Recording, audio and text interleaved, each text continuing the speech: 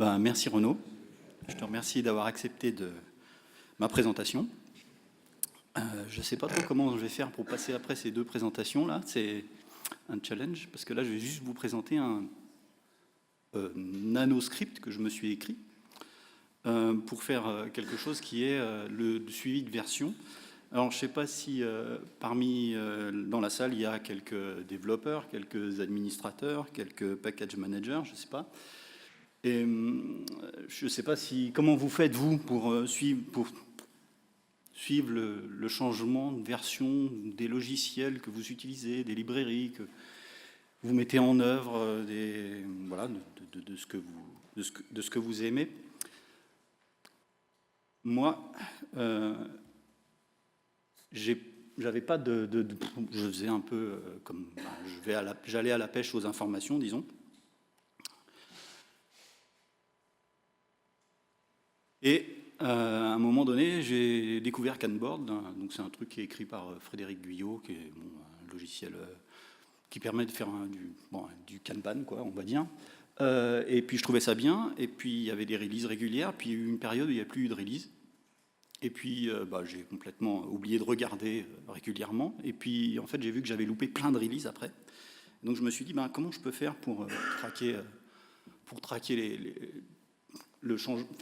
savoir que j'ai une nouvelle release de Canboard.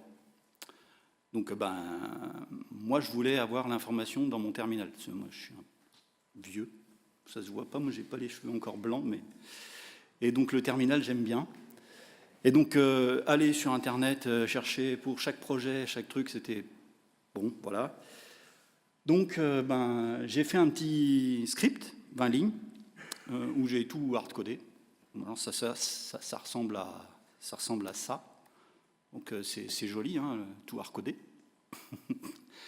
En fait, non. C'est difficile à maintenir. Donc l'idée, c'est peut-être d'utiliser un fichier YAML. Alors je vous fais la genèse de ce que j'ai écrit. Hein. Je vous raconterai après, dans la fin si j'ai le temps, un petit peu les problématiques. Donc j'ai fait un premier fichier YAML qui était un format rigide, on va dire, comme ça, où on avait le site internet sur lequel on voulait checker les versions des différents projets avec la liste des projets. Voilà. Bon, c'est un exemple. Tout est hardcodé encore, même si on a sorti des tas de trucs. Ça check en fait que deux types deux sites en vrai, qui correspondent en fait à deux types. GitHub, qui est plutôt par projet, et Freshcode, je ne sais pas si vous connaissez Freshcode, mais bon, c'est un site qui donne la liste des logiciels, et puis qui donne une liste de versions, comme ça, des logiciels qui sont mis à jour. Donc c'est plutôt par liste. On check en interne, enfin l'URL est faite en interne dans le logiciel. Donc voilà. Il y a deux catégories qui sont... Donc c'est les deux catégories dont je viens de dire. En fait, ces deux catégories-là, c'est les catégories qu'on a dans tous les... Il n'y a pas d'autres catégories en vrai. Il n'y a que ceux qui listent les logiciels, et puis il y a ceux qui font les trucs projet par projet. Puis j'ai rencontré quelqu'un. Alors ça, c'est l'histoire de ce programme, parce que ça, c'est un programme de 20 lignes au départ. Hein. À la fin, c'est 1500 lignes. Donc c'est plus tout à fait la même chose. C'est juste pour écrire des caractères, le nom du projet, puis la version dans laquelle il se trouve. Hein. Donc on m'a dit, alors c'est le logiciel Advetor, ou je sais pas quoi, un truc comme ça, je ne connaissais pas du tout. Hein. Est-ce il est sur SourceForge, est-ce que ton programme, il pourrait traquer ça? Bon, alors sur SourceForge, c'est un peu particulier, c'est vraiment vieux SourceForge. Hein. J'avais des projets, moi, sur SourceForge. Il n'y a pas de... oui, pardon, c'était il y a longtemps. Et donc sur SourceForge, il n'y a pas du tout de truc pour release ou comme ça. Il y a un petit truc qui est libre pour les news du projet. Et donc si le projet est bien, il utilise ça pour dire, voilà, j'ai release telle version. Bon, donc on peut l'utiliser éventuellement, ça dépend du projet. Et donc c'est en regardant ça que je me suis dit, mais ah ouais, c'est encore tout hard-codé. Donc les URL que j'utilise pour aller voir GitHub, ben, elles sont dans mon projet. Donc je vais sortir ça, je vais le foutre dans le YAML. Ah ouais, mais il faut que je refasse le format du YAML. Parce que ben, forcément, j'avais une liste, j'avais le nom du projet, la liste. C'est plus possible puisqu'il faut que j'indique l'URL. Donc j'ai ajouté l'URL avec un petit guillemet qui indique en fait là où je dois trouver le nom du projet que je veux checker. Comme ça, on peut en gros checker à peu près ce qu'on veut. Et donc la question c'est, est-ce qu'on peut vraiment checker tout? Donc j'ai commencé à regarder où sont les projets, qu'est-ce que je peux mettre. Donc GitHub, SourceForge du coup, alors FreshCode, on l'a déjà dit, Python, PyPy. Alors donc là c'est l'ancien site, maintenant ils ont changé, bon, c'est pypy.org je crois. Savannah, pour ceux qui se souviennent. FreeBSD, donc les packages de FreeBSD. Fossys.org. Continuum.io. Alors ça posait pas mal de problèmes, Continuum, je vous expliquerai après. Et j'ai découvert récemment libraries.io, donc je n'ai pas testé, mais c'est le même principe que les FreshCode ou ce genre ou Fossys, quoi. C'est à peu près le même principe, c'est un peu plus rangé, on va dire. Et alors là, vous commencez à réaliser qu'en fait, il y a des outils qui font du tracking de version, qui ne vous donnent même pas la possibilité de savoir facilement les releases. Par exemple, je ne sais pas s'il y en a qui utilisent un truc qui s'appelle GitLab. Il n'y a pas un feed RSS, comme dans GitHub, où on pourrait avoir les tags ou les release tags, des choses comme ça. Pareil, Bitbucket. Donc c'est laissé à l'appréciation du développeur de l'application, en fait, finalement. Il n'y a pas de feed vraiment en tant que tel, quoi. Voilà, bon. Alors là, c'est quand même un petit questionnement. Quand même.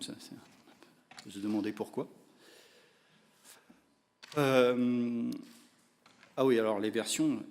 Parlons des versions. Parce que là, là où on en est à cette époque, c'est que on fait du check. Alors c'est du check idiot. On fait que écrire des trucs.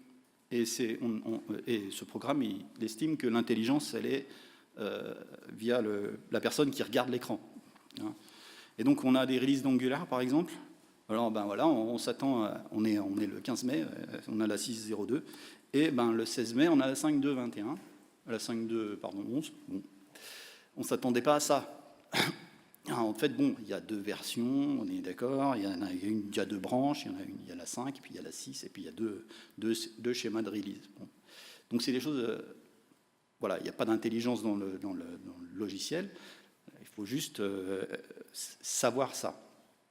Typiquement, du coup, on peut parler de ce genre de choses. On va voir avec un autre exemple.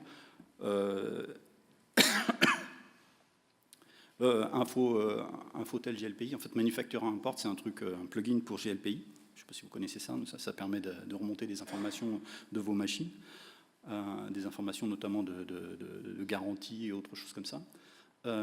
Et donc ils font des versions de plugins. Et puis au départ, moi je croyais 9.1, 1.9, ok. 9.2, 2, ok. 9.3, 2.1, ok. Bon, voilà. Et il se trouve que mercredi, il est sorti une version qui s'appelle GLPI 9.2, version 2.01. Et en fait, c'est juste que dans GitHub, la façon dont c'est fait, on n'a pas la possibilité de dire je sors une version pour une branche d'un logiciel donné, quoi, finalement. Donc c'est pareil, c'est des histoires on fait des versions de plugin pour une branche d'un autre logiciel. Et comme c'est moche d'afficher GLPI 9.1 version 1.9 disponible available, il y a des regex d'affichage qui ont été introduites.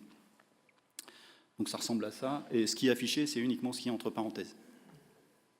Du coup, on n'affiche que 1.9, 2.0, 2.1, etc. Donc on perd aussi une partie de l'information. Et puis là, comme j'avais fait un truc avec Fossys, je ne sais pas comment c'est arrivé, mais Jens Schleusner, je sais pas si je prononce bien son nom, m'a écrit, et puis il m'a dit, ben, elle est bien, ton application, elle est bien, tout ça. Je commence à la tester un petit peu, mais il y a plein de merde dans ton truc, là. Enfin, je ne veux pas trop dire, je ne veux pas t'obliger à faire quoi que ce soit, mais là, il y a quelques bugs. On a trouvé un grand nombre de bugs, c'est pour le dire poliment. En fait, moi, j'avais testé sur les projets qui m'intéressaient, donc je sais pas, une 20, 30, 40 projets, des choses comme ça qu'on suit, quoi. Typiquement, par exemple, Vim. Vim, j'aime bien, donc je suis Vim. C'est très pratique à suivre parce que Vim, il y a 3-4 releases par jour, donc c'est pas mal, quoi. Oui, je crois qu'ils sont à 7500 releases, je crois, un truc comme ça.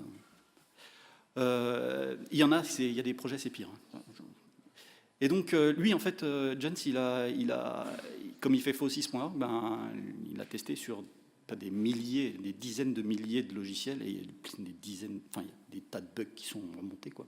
Et donc, ben, j'ai mis des processus de traitement d'erreurs, des choses comme ça. Donc, du coup, ben, on sait, par exemple, quand ben, un projet a déménagé, il est passé d'une page GitHub à une autre page GitHub, ben, on se tape un 301, donc on a une erreur, il nous le dit, au lieu de planter bêtement.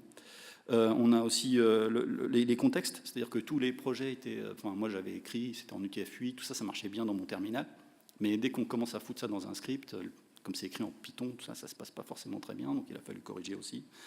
Et puis, il a voulu avoir plein de nouvelles features, et en fait, il a d'autres façons d'utiliser que moi. Moi, je veux juste avoir la dernière version. Lui, il voulait avoir toutes les versions, par exemple, qui sont sorties. Typiquement, il fait un check aujourd'hui de Vim, on va dire, et puis il fait un check de Vim demain. Il voulait savoir toutes les versions intermédiaires qui étaient arrivées. Moi, c'était la dernière version qui m'intéressait, pas tout intermédiaire. Donc, on a ajouté des possibilités donc d'avoir soit toutes les versions qui sont sorties entre deux checks, soit la dernière version. Ensuite, moi j'avais mis la regex par projet. Donc c'est sympa, la regex par projet. Quand tu as 20 projets, tu fais une regex pour chacun, petits oignons pour chacun de tes projets. Sauf que lui, avec 3000 projets, il ne va pas faire ça. Donc bon, j'ai ajouté la regex directement au niveau de la définition du site. Voilà, donc ça peut donner ce genre d'informations. Dans cet exemple, vous voyez que j'ai aussi ajouté multiprojet, parce que Continuum, il a la bonne idée de faire une information dans le feed. Il fait un feed, mais il a plusieurs projets qui sont mis à jour dans son information. Donc typiquement, il a mis Core Utils, il a mis je sais pas quoi, 2-3 autres projets les uns après les autres. Donc on a des séparateurs possibles pour indiquer quels projets sont mis à jour là-dedans. Voilà, alors par site, ça peut donner ça. Alors, je vous remercie de m'avoir écouté. 10 minutes, c'est court. Le versionnement, c'est vraiment pas facile. Typiquement, un version, il est capable de se suivre lui-même, puisqu'il c'est un projet GitHub. Et voilà, j'ai fait ça, par exemple. Et en fait, ça. Et donc, le 22 mai, j'avais oublié que moi, je versionnais pas, enfin, je mettais pas version, machin, dans mon tag.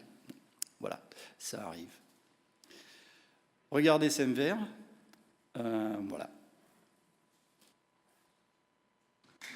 Voilà.